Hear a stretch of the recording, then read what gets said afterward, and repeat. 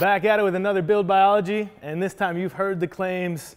He's very loud and spoken about it. The fastest rat rod in Long Beach. Daddy's here. Daddy's here. What's up, buddy? How you doing, sir? Well, I had to bring it because I've been spoken about it, and now I need to back it up. So any of you players out there, come bring it. West Coast on, fastest rat rod right there. It's here, man. I need some, the king being up here at the top, it's lonely.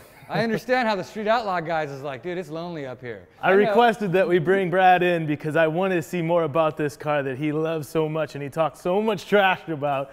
It's time to back it up, and let's see what's going on with it, Brad. You know how this goes. We start from the outside.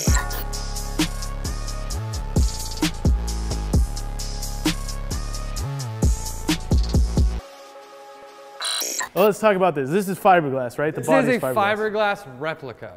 So in the 80s, hence my childhood, you know, way back, these were popular builds. They were actually a fiberglass tub that you bought from a magazine. You bought a frame from a magazine, and you got to buy your average Chevy 350, put it in here, and they were super fun little hot rod cars that they called T-buckets. Yeah. They really weren't that fast, and they were dangerous as hell to drive. And I'm not saying that this isn't dangerous as hell to drive too. This looks dangerous, Brad. It is dangerous as hell to drive, but those ones were a lot worse and more dangerous. I've ridden in this with you. This is scary. So these molds, you said you made this because these all come off. And these all come off. They originally came 6 inches narrower than they are right now. And when you sit two people in here with the cage and stuff, it wasn't gonna work. So we had to cut the whole mold in half and then separate them and make two molds that are actually 6 inches wider. So if you hold this up to any other T-bucket. This is wider, this was extended. This is actually 6 inches wider. You can sell real bad right here because my fiberglass work turned out horribly, but from right here to right here is all made up like on a surfboard and redone. And that's just so that you could get the seating in there shoulder to shoulder. And the goal was a 2,500 pound car was supposed to be the end weight. Has to have a passenger seat, has to be able to be daily driven or street driven, has to run on a pump gas and use parts that are regularly available. This is daily driven. It is daily driven. Let's talk about your wheels. So you got Weld racing wheels, probably one of my favorite American manufacturers. They're super light. This series is one of my favorite looking wheels. So what size are they? They're 15 in the back and 17 in the front, and they're 15 by 10. Okay, so the other class that I want to run into and everybody says is small tire, big tire.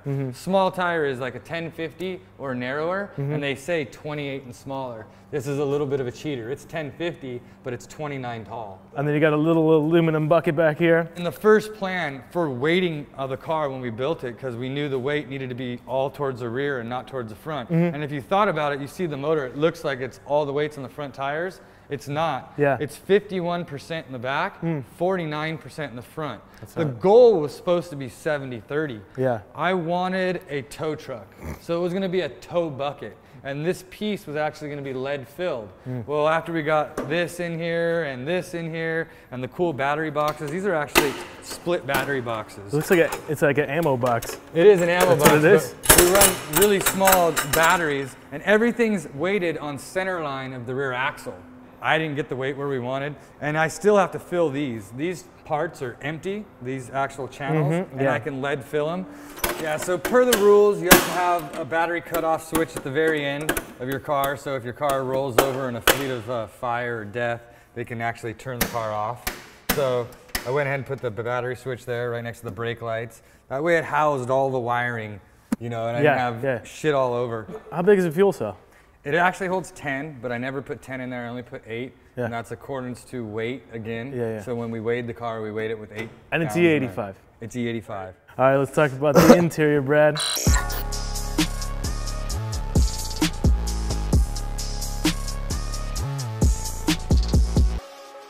Look at this little bitty steering wheel. That was the only steering wheel I could fit on the car with my knees on either side of the steering wheel. Otherwise, I would love to run a bigger steering wheel. It's actually hilarious to watch you get in and out of this thing. I don't know how you do it. I've tried it a few times, and it's hard for me. It's like driving a flat-bottom jet boat. Is the best description. If anybody lives by a river and your buddy's got one of those old flat-bottom jets, this is it. This is driving a flat-bottom jet. It doesn't stop. It accelerates really fast, and you hope you don't kill anybody. Let's explain what's going on in here then. You got... This is a 2-speed power glide. The way I set it up is super simple to drive. We can actually turn it on and show you how it works. All the shifting is electronic. That's neutral. You put it into first gear, which is all the way back. Yeah. All right. And you'd basically hold your button down right here, and you hear that click? Yeah. That's a staging button or a trans brake. It's gonna hold the car in a complete neutral position. You don't have to hold the brake. Yeah. Then the computer's set up that you can floor the gas, and it's set to a certain RPM. This one being right around 3,600 RPMs. Now you watch your tree, your Christmas tree, which is the lights at the starting line, fall. As soon as it falls, you let go of this button. This has two different ways. It has a safety on it that if it over revs for too long, it'll shift, which is bad because you've lost time by then. Right. Or you wait until this whole screen turns like yellow and you hit this button. And that's the shift right there. Wow. So basically you keep your fingers and your hands on here. You never take your hands the whole time. To hold on for dear life. Yeah. Now if the dude's passing you, you just go ahead and give him the, and then all of a sudden he doesn't pass you anymore and you go right around him. This is the, oh shit, I button. And a lot of times in the beginning. Gas. Yeah. And then this is the chute. This is the chute. When you get past the last lights, you actually stay in the gas, pull this so it's fully inflated, and then roll your gas back because it is a fun handful to slow down at 157 miles an hour in a 2,000-pound car. It's Holley EFI? Holley EFI, complete dash, but they just set up the GPS speedo. So now I actually have an actual working speedo, and it works off satellite signal. But I mean, for when I'm daily driving it on the freeway, I can actually see where I'm going on the freeway, what speeds it's going. Pretty good call. And it's got a mirror, so you know I can see behind me. It's not too important.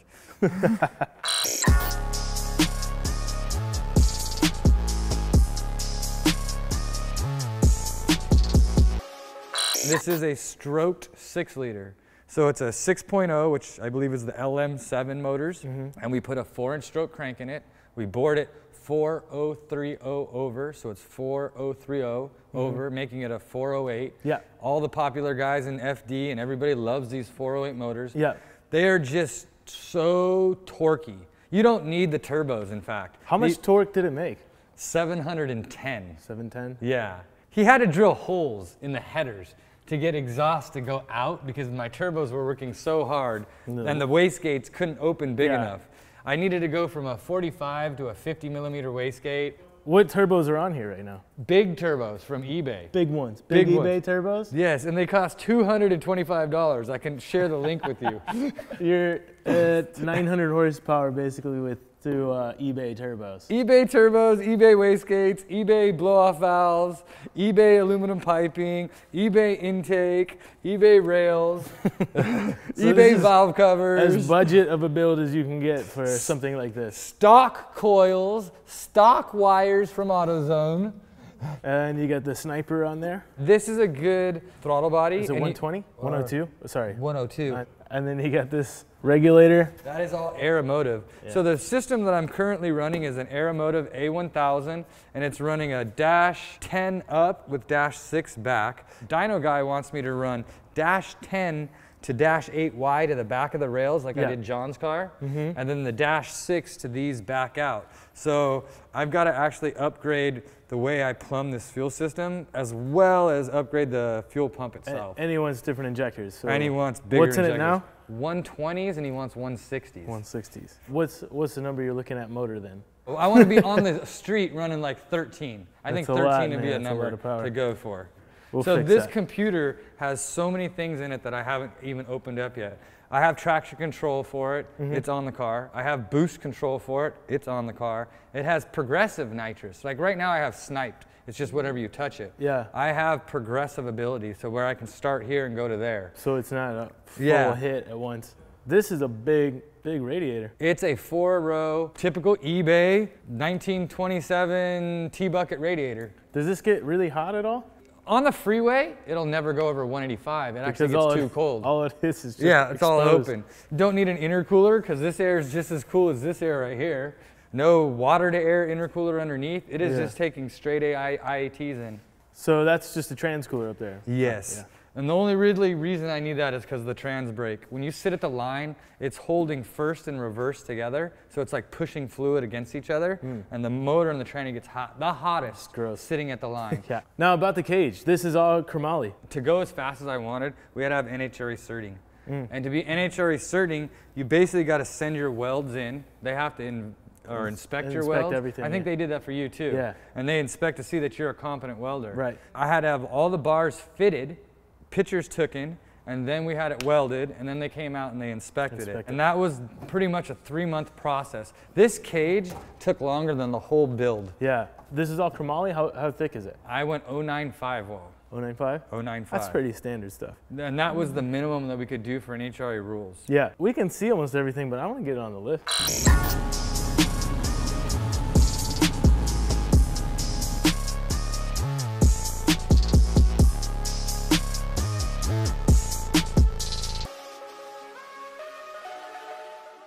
All right, tell me what's going on in here, Brad. Well, so this is what your typical beam style front end is in all older cars. And it has one leaf spring. If you look back underneath here, the leaf spring goes from side to side. Yeah. And it's actually only held in by this mount and the leaf spring.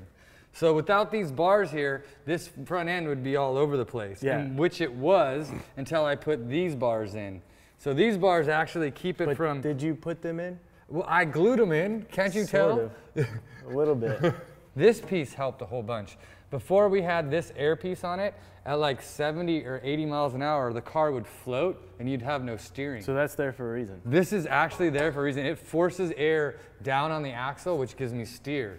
So this is a disc brake setup. Disc brake setup. Yeah.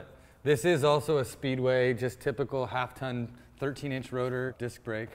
Nothing special. It slows down enough that it'll airplane the tires. Like I have to back off the brake because it'll stop them and just flat spot the tires. So why run these in the front then? Because this is a different tread here? This is actually a pro street tread, so it is legal to go on the drag strip at up over 140 miles an hour, which the bigger problem is now I can't run regular radial tires because most radial tires are not rated to go that fast. So they're Z rated, I believe is what they're called. What are these lights from, Brad?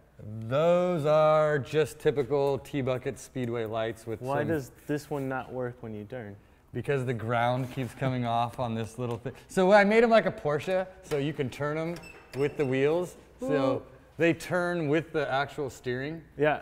And that one, the ground is kind of, but this grill piece is probably the only original piece of metal. It's been through some stuff. Oh yeah, she's had a rougher day.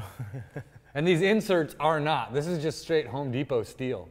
Oh, just angle iron. Yeah, that's just angle iron turned sideways to make it look like a grill. Everybody loves the backwards alternator. So there was no room to put it here, and I didn't want to put it up on the top to make it look all ugly. Just because it's not wide enough. Yeah, so I turned it around and just put it there, and it works perfectly. We've been able to mix with these bars here. So the 4-link that we have in the back, just a small twist of these bottom bars will make the car go down the track straight or not straight. And I haven't got into all of the adjustments in the rear yet, and that's where I'm at right now, is making more power made no difference at all. It's all suspension tuning back here. Got your drive shaft loops. Yep. Be safe. Another big thing is I kept with a super small driveline. Anybody knows after 24 inches of driveline, you're losing horsepower in driveline. I believe this is 28 inches. I have not much more than... That's really small. Yeah, it's super tiny. Big, huge joints, so nothing narrow brake.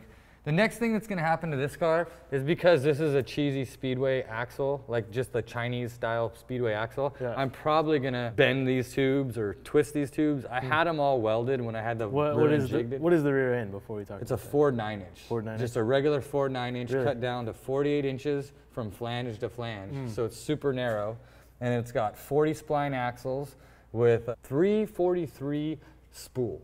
Big ARP studs, 2-way adjustable, coilovers in the rear. And then the trans. Is there anything trick going on with the trans as far as... So this trans is Mike's transmission, 2-speed power glide, their special super duper drag tranny. It's got all billet interior gears. So it's got chromoly output shaft, chromoly input shaft, billet hardened gears. It's 2 speeds with a trans brake, billet torque converter, all the good and hardened parts, trans brake, everything that you could buy for the 2-speed is done by Mike's and is great. I see all your fuel setup down here now. We got aeromotive everything. Aeromotive everything with huge lines. This thing's massive. It's going to be fun for the hoonigans to shred tires. Yep, we know that. You want to do a burnout? Yeah, I think we should swap the tires.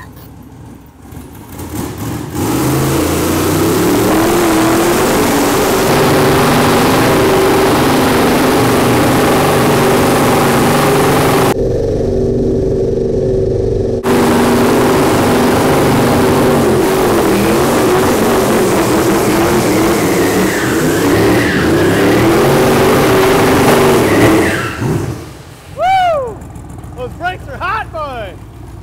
Donuts in the garage. Hey, man, I'm impressed with that. Oh, and a drag car. I can't believe you did it, yeah. Awesome, dude. The brakes are just on fire. It's okay. That's okay, though. We did donuts in the garage. Yo, your brakes are cooking. Wow. Listen to them tinging. They were shooting sparks for sure. Let's go eat pizza while your brakes cool, because that looks gross.